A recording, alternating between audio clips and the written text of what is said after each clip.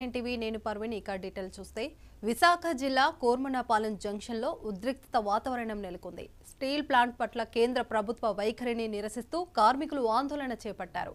ఇక రోడ్డుపై బైఠాయించి రాస్తారోకో చేశారు. స్టీల్ ప్లాంట్లను సెయిల్లో విలీనం చేయాలని డిమాండ్ చేశారు. ఇక దీంతో అక్కడ కొద్దిసేపు ఉద్రిక్తత పరిస్థితి నెలకొంది.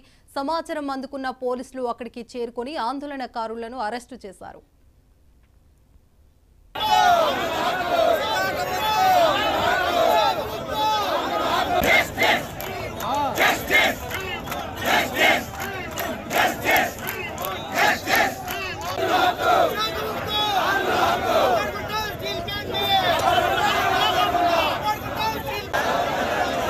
జరుగుతున్నటువంటి అన్యాయం ఒక ఆంధ్రులకైనా దేశంలో అనేక పబ్లిక్ సెక్టార్కి ప్రైవేట్ సెక్టార్కి రాయితీలు ఇచ్చావు.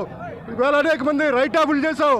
విశాఖ ఉక్కు కర్మాగారం లాభాలు సంపాదించి 4 లక్షల కోట్ల రూపాయలను ప్రైవేటీకరణ చేస్తుంటే ఎలా కూరుకుంటావు? కేంద్రంతోనూ పోరాడాలి, లేదా మొత్తం 14 రాష్ట్రాల్లో ఉన్నటువంటి అన్ని కేంద్రాల్లో కూడా పెద్ద ఎత్తున మేము పోరాటం చేస్తాం. అవసరమైతే ప్రాణాలైనా త్యాగం చేస్తాం. 10 లక్షల మంది కడుపు కొట్టకండి, బీజేపీ ప్రభుత్వానికి హెచ్చరిస్తున్నాం. ఇవాళ ఉత్తరాంధ్ర కాదు, రాష్ట్ర వ్యాప్తంగా ఉన్నటువంటి అతి పెద్ద పరిశ్రమ మళ్ళా మీరు సాధించలేరు.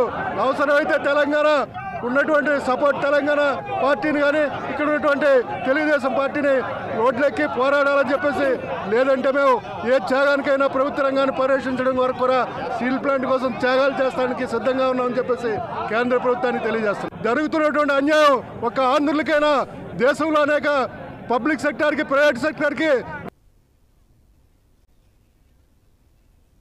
ఇక బ్రేకింగ్ న్యూస్ చూస్తున్నాం. విశాఖ జిల్లా కోర్మనపాలెం జంక్షన్ లో ఉద్రిక్త వాతావరణం నెలకొంది. స్టీల్ ప్లాంట్ పట్ల కేంద్ర ప్రభుత్వ వైఖరిని నిరసిస్తూ కార్మికులు ఆందోళన చేపట్టారు. ఇక రోడ్డుపై బైఠాయించి రాస్తారోకో చేశారు. స్టీల్ ప్లాంట్లను సెయిల్తో విలీనం చేయాలని డిమాండ్ చేశారు. దీంతో అక్కడ కొద్దిసేపు ఉద్రిక్తత పరిస్థితి నెలకొంది. ఇక సమాచారం అందుకున్న పోలీసులు అక్కడికి చేరుకొని ఆందోళనకారులను అరెస్ట్ చేశారు.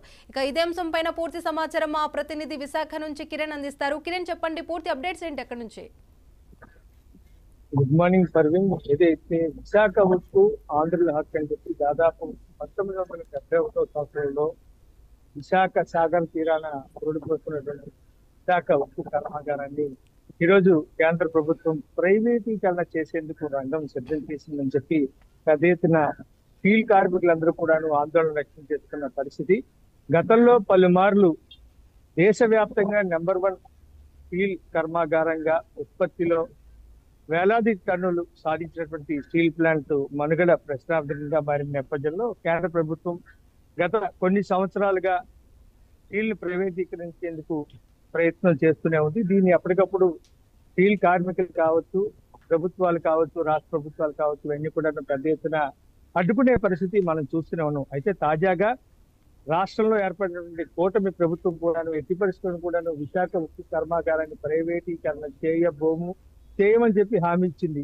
అయితే ఒక పక్క చాప కింద నీరులాగా కేంద్రం మాత్రం ప్రైవేటీకరణ దిశగానే యోచిస్తున్నట్టుగా ఉన్నటువంటి సమాచారాన్ని కార్మిక నాయకులు కావచ్చు, కార్మిక సంఘాలు కావచ్చు, కార్మికులు కావచ్చు, వీళ్ళందరూ కూడా పూర్తి స్థాయిలో వ్యతిరేకిస్తున్నారు.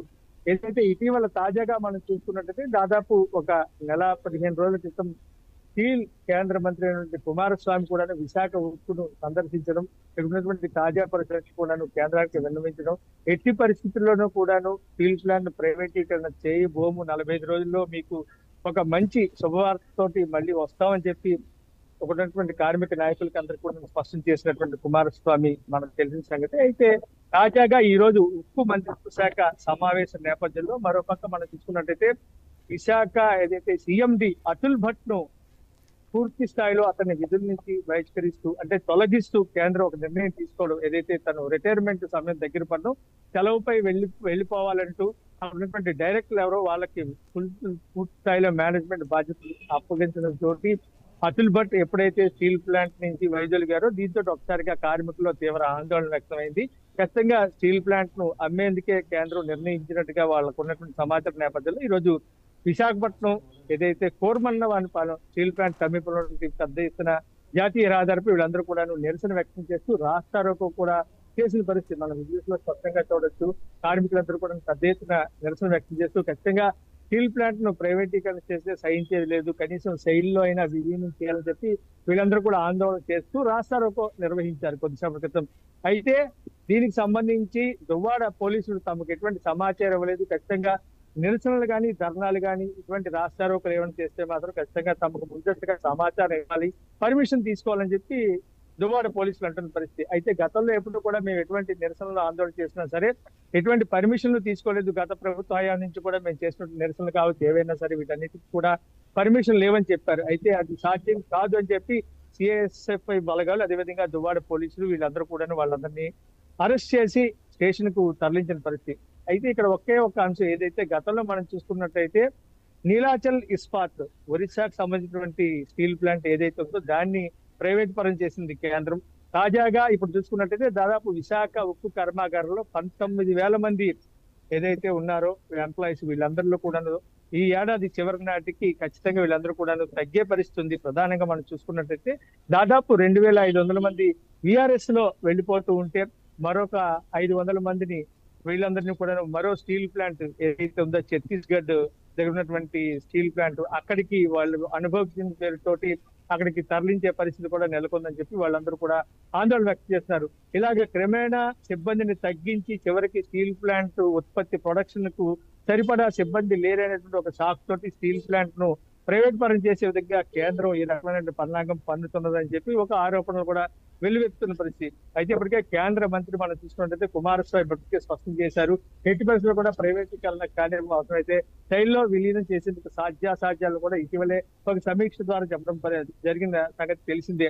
అయితే తాజాగా మనం చూసుకున్నట్టయితే కూటమికి సంబంధించి ఇటు చంద్రబాబు నాయుడు కానీ డిప్యూటీ సీఎం పవన్ కళ్యాణ్ కానీ వీళ్ళు కూడాను హామీ ఇచ్చారు స్టీల్ ప్లాంట్ ఎట్టి పరిస్థితుల్లో కూడా ప్రైవేటీకరణ చేసే పరిస్థితి ఉండబోదని చెప్పి.